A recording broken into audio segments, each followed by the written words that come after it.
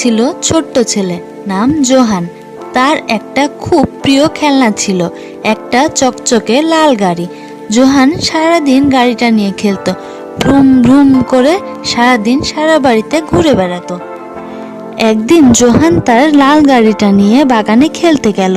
বাগানের এক কোণে এক মস্ত বড় আম গাছ দাঁড়িয়েছিল। জোহান দেখলো গাছের নিচে অনেক শুকনা পাতা পড়ে আছে। সে ভাবলো, ইস, পাতাগুলোর জন্য আমি গাড়ি চালাতে পারছি না।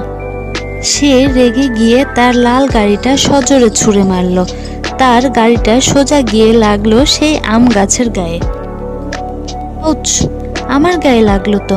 গাছটা হঠাৎ কথা বলে উঠল। জোহান তো অবাক, ভয়ে ভয়ে বলল, কে কে কথা বলে? গাছটা ডালপালা নেড়ে বলল, আমি, আম গাছ। তুমি আমাকে মারলে কেন জোহান? আমাকে মিষ্টি আম খেতে দেই, রুমে ছায়া দেই। জোহান খুব লজ্জা পেল। উড়ে গিয়ে তার লাল গাড়িটা তুলে আনলো। দেখলো ছুঁড়ে মারার কারণে তার প্রিয় গাড়িটা একদিকে রং উঠে গেছে। দেখতে খুব খারাপ লাগছে। এর খুব মন খারাপ হলো। সে বুঝতে পারলো রেগে গিয়ে সে ভুল করে ফেলেছে।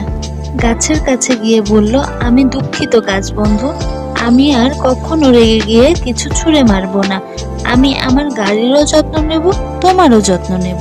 তা হেসে তার একটা পাতা জোহানের মাথায় বুলিয়ে দিল। ছোট্ট বন্ধুরা, আজকে আমরা কি শিখলাম? আজকে আমরা শিখলাম রাগ করে কোনো কাজ করা ঠিক নয়।